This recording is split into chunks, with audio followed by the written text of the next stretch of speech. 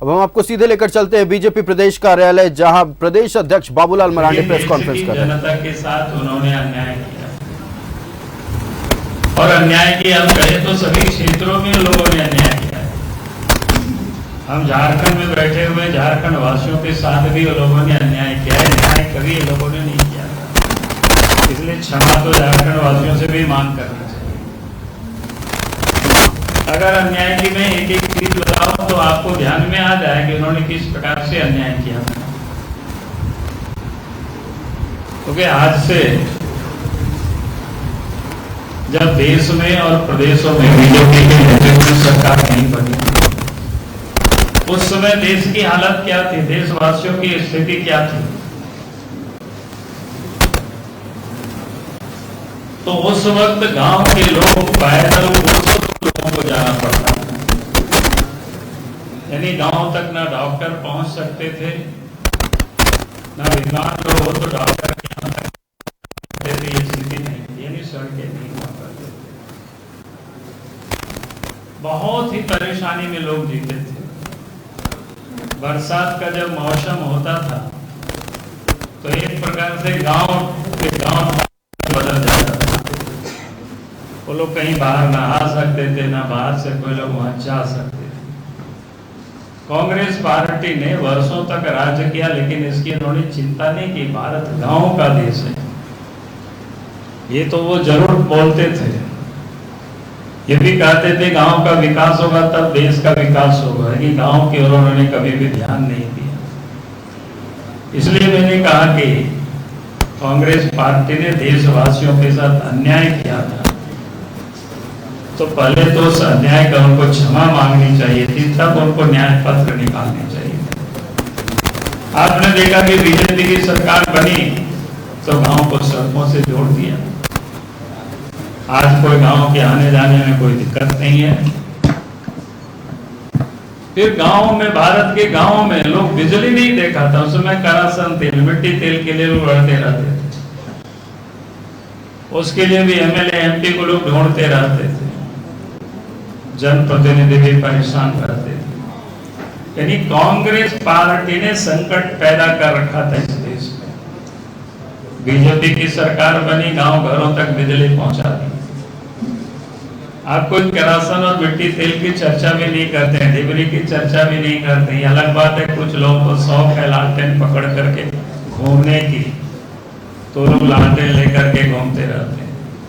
तो कांग्रेस ने असंख्य देशवासियों के साथ, गरीबों के साथ अन्याय किया था कि लोगों का क्या कसूर था कि वे आप उनके घरों में बिजली क्यों नहीं पहुंचाए थे। बीजेपी की सरकार बनी, मोदी जी ने संकल्प लिया कोई भी गांव घर अंधेरे में नहीं रहेगा, पहुंचा दिया।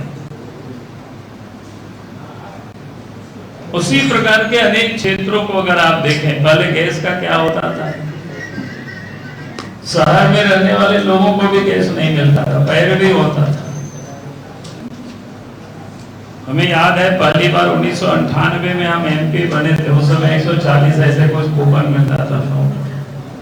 उसमें भी कार्यकर्ता बेचारा छीना झपटी करते थे, क्या करेगा, लाचारी थे।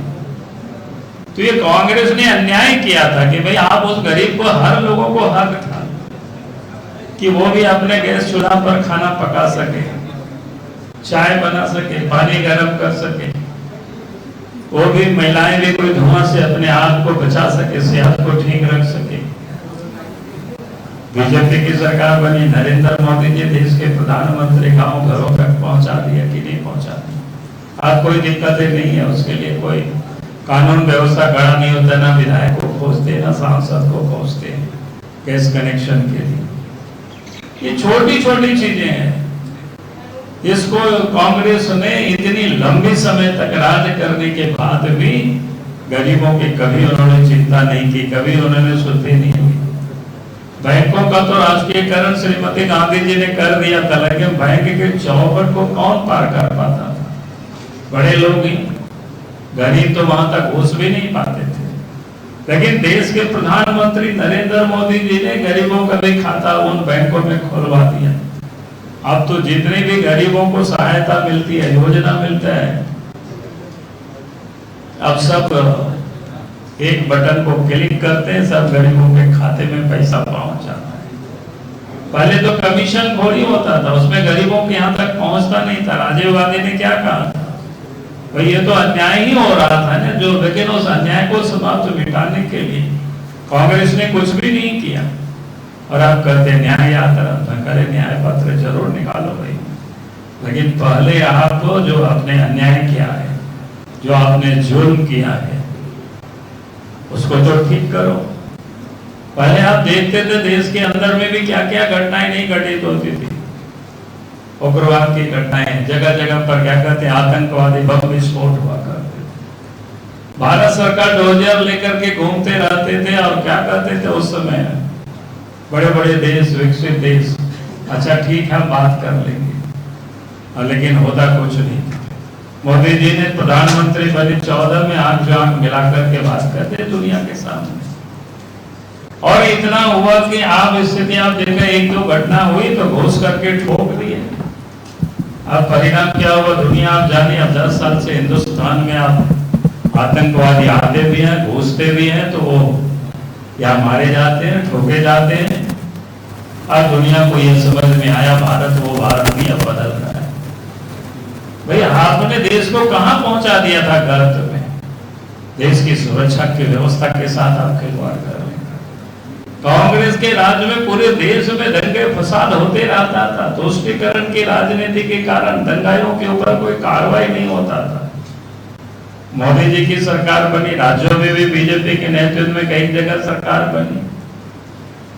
अब ये चीजें कई लोग कोशिश भी करते हैं तो सब ठंडे हो जाते हैं। अब देश में अमन चैन है, देश प्रगति कर रहे हैं, तरक्की कर रहे हैं। कांग्रेस की जो गलत नीति की, गलत जो अन्याय कर रहे थे वोट की राजनीति के कारण, ये सारी परिस्थितियां पैदा हुई। आप याद करिए पहले क्या था देश की हालत, आर्थिक स्थिति।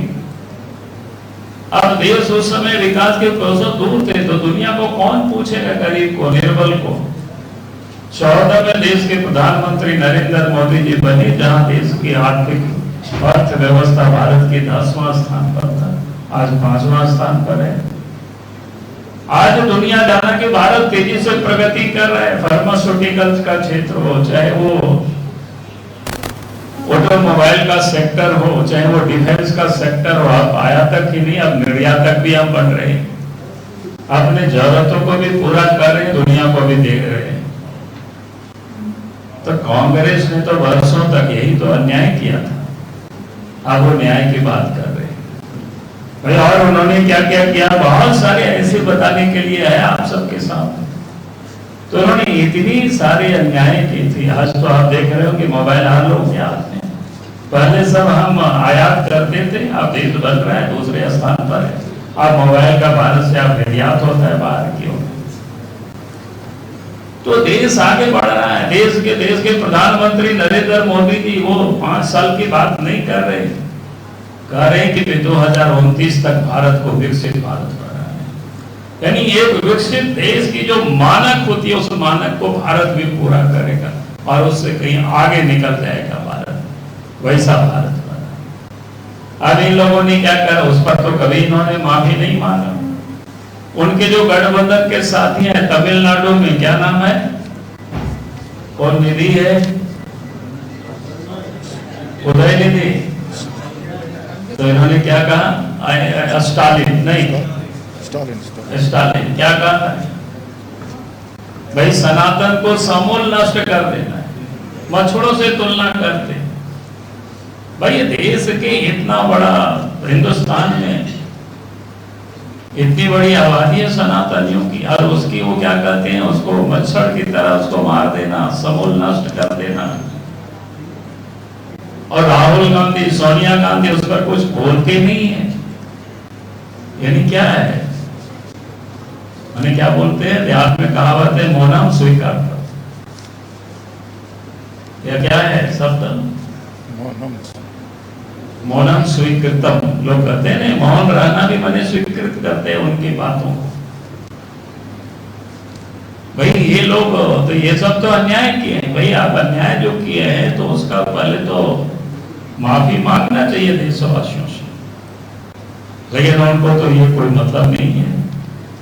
और देश के सामने आए हैं कि भाई, हम तो कहते हैं कि अगर आप याद करिए, अगर किसी दूसरे मजहब के ऊपर ऐसे बोल देते समूल नष्ट करने के बारे में, तो इस देश में क्या हंगामा होता, आप कल्पना करिए।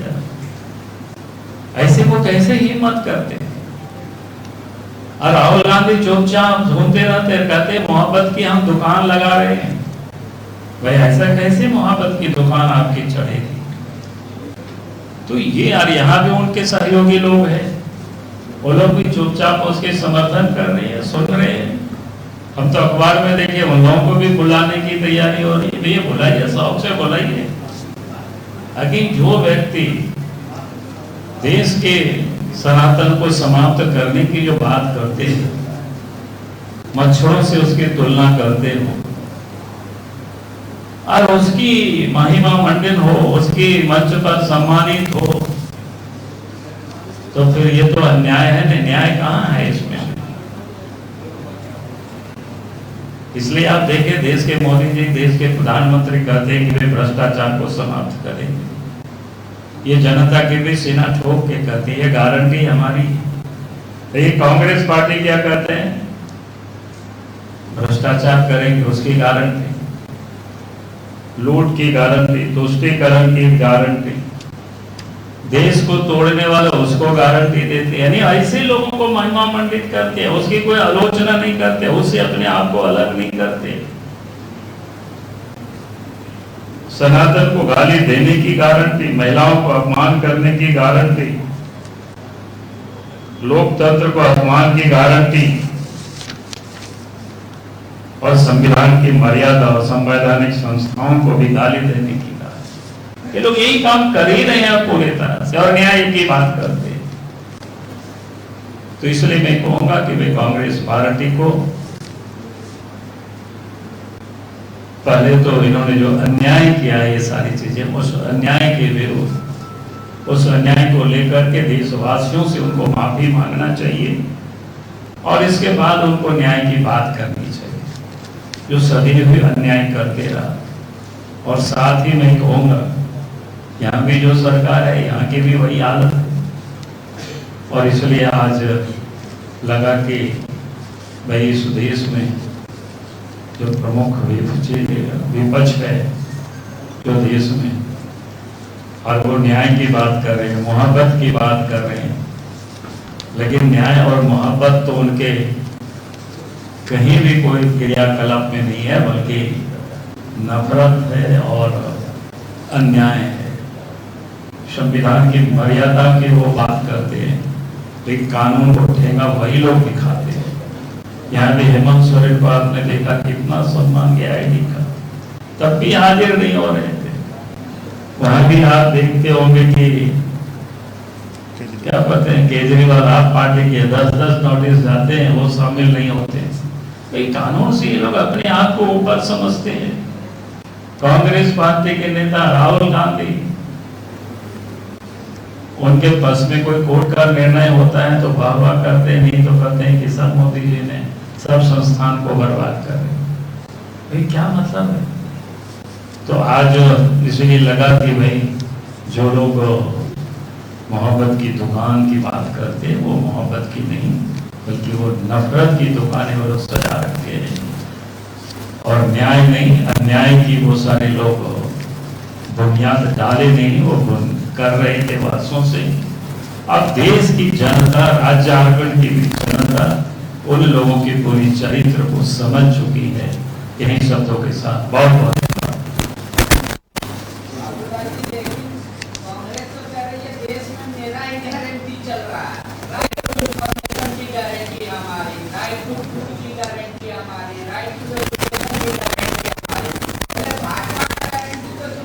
अरे वो तो नारा सिर्फ देते रहे हैं ना, और काम तो क्या किया उन्होंने? कुछ भी नहीं किया।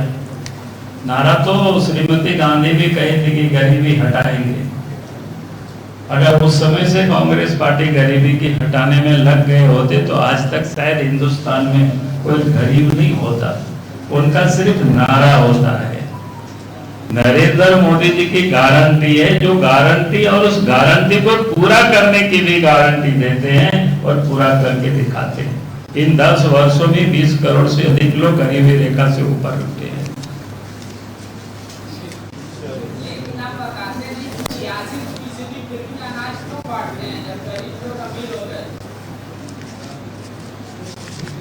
और ये क्यों बांटते हैं? सबको मिल बांट के खाना है। कांग्रेस पहले खा जाती थी, घटक जाते थे वो लोग। चलो ठीक है, बहुत बहुत enjoyment.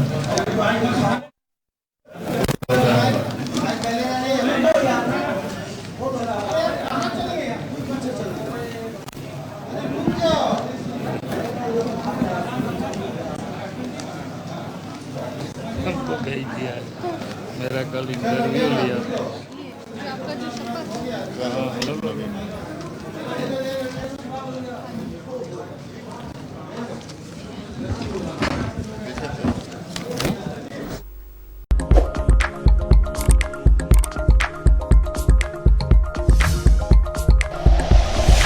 Like and share videos, subscribe करें हमारा चैनल और प्रेस करें बेल आइकॉन। न्यूज़ 11 भारत, सच है तो दिखेगा।